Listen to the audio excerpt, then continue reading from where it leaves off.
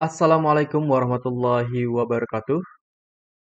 Perlu saya berikan pemberitahuan dulu untuk adik-adik yang menonton video ini agar jangan men-skip pilihan halamannya, biar nanti kamu tidak, biar nanti kamu jawabannya lengkap ya, jangan sampai di-skip. Oke, langsung saja kita jawab di tema 9 kelas 5 pada halaman 45, 47, 48, dan 53. Baik, langsung saja kita ke halaman 45. Untuk melihat halaman, kamu lihat pojok kanan ya, biar nanti jawaban kamu juga tidak salah. Oke, nah di sini di halaman 45, kita melihat ada gambar beberapa pakaian adat ya. Berikutnya di bawahnya kita ditanya, apa menurutmu kerukunan itu? Nah, nanti yang pertama kita jelaskan apakah itu kerukunan. Kalau ada pertanyaan seperti itu, kerukunan adalah titik-titik. Kemudian pertanyaan kedua, apakah gambar di atas mencerminkan kerukunan? Tuliskan pendapatmu mengenai gambar di atas pada kolom berikut. Baik, langsung saja kita jawab. Yang pertama, kerukunan adalah sikap saling mengakui, menghargai, toleransi yang tinggi dalam masyarakat, sehingga dapat hidup secara damai dan berdampingan. Nah, yang artinya hidup rukun itu, kita saling mengakui. Saling mengakui artinya, misalkan dia berada dari suku Sasak dan saya dari suku Jawa, maka saya dan dia harus saling mengakui bahwa saya itu orang Jawa, saya mengakui dia adalah orang Sasak. Nah, itu namanya saling mengakui. Kemudian yang kedua, saling menghargai. Nah, atas perbedaan orang Sasak dan orang Jawa, maka kita harus saling menghargai perbedaan-perbedaan itu. Berikutnya, toleransi yang tinggi dalam masyarakat. Sama seperti tadi saling mengakui, menghargai itu juga termasuk toleransi. Sehingga dapat hidup secara damai dan berdampingan. Nah, dengan cara kita saling mengakui, saling menghargai perbedaan-perbedaan yang ada, maka itu akan membuat kita menjadi hidup damai dan berdampingan dengan orang-orang yang berbeda dengan kita. Kemudian selanjutnya kita ditanya tentang apakah gambar di atas mencerminkan kerukunan. Pada gambar di atas menunjukkan orang-orang yang mengenakan pakaian adat dari berbagai daerah. Mereka bergandengan tangan, mereka menunjukkan raut wajah senang dan ramah, mereka saling menghargai keragaman. Jadi, gambar tersebut mencerminkan kerukunan. Itu ya. Kalau ada kita harus berbahagia dengan adanya perbedaan-perbedaan tersebut agar kita hidup rukun.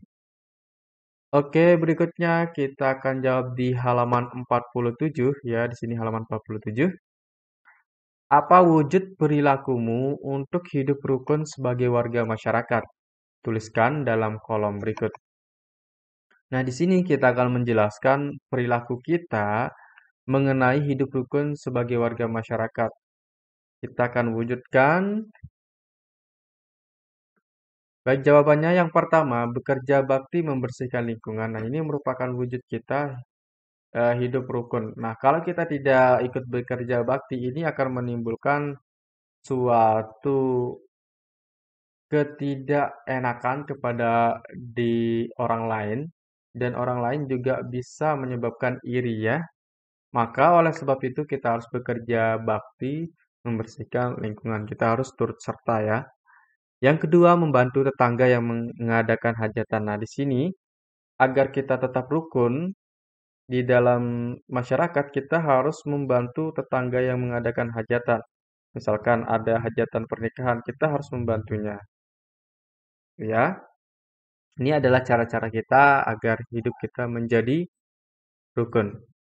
Berikutnya yang ketiga, menyapa tetangga saat berpapasan di jalan. Nah, sapa itu sangat penting menyapa tetangga kita agar ini terjalin yang namanya kesinambungan dengan tetangga kita. Itu adalah sifat yang sangat ramah. Sifat ramah bisa menyebabkan kita hidup rukun dan enak.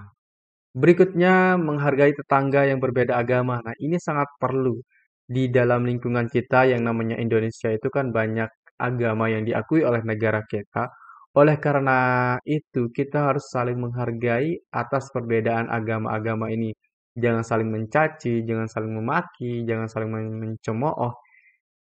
Itu harus kita jauhkan dari sifat-sifat yang namanya mencemooh, mencaci, dan memaki.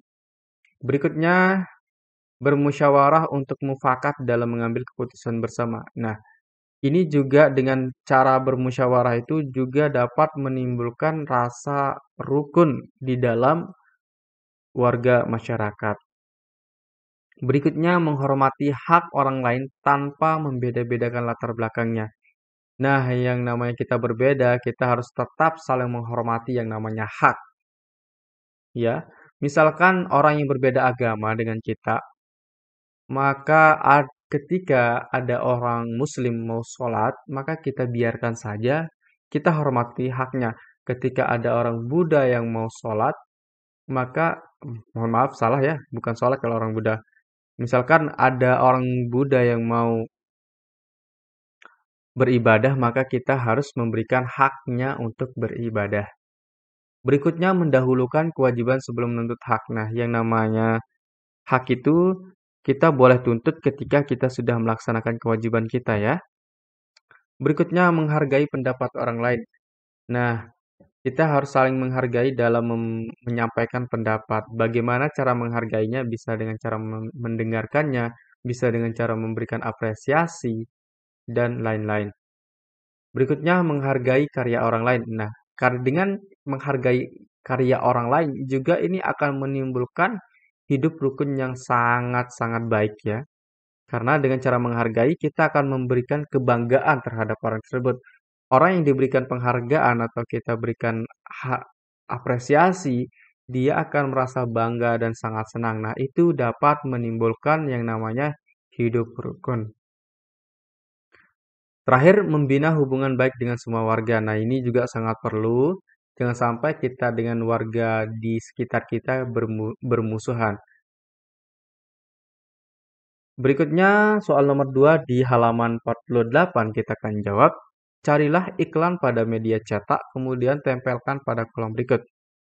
Nah, di sini ada iklan nikmatnya kapal api spesial. Ini merupakan iklan, contoh iklan. Kemudian di halaman 48 soal nomor 3, apa isi iklan dari media cetak yang kamu tempel di atas? Tuliskan pada kolom berikut. Baik, kita akan jelaskan isinya. Isi iklan yang saya tempelkan yaitu iklan kopi kapal api spesial dan menyebutkan tentang nikmatnya kapal api. Selanjutnya di halaman 53, ayo renungkan. Apa saja yang sudah kamu pelajari hari ini? Apa manfaat dari pembelajaran yang kamu peroleh hari ini? Tuliskan dalam kolom berikut. Nah, di sini kita akan menjawab dua, yaitu tentang menyebutkan apa yang sudah kita pelajari dan apa sih manfaat dari pembelajaran kita itu. Baik, hari ini saya telah belajar tentang kerukunan dengan warga masyarakat dan iklan.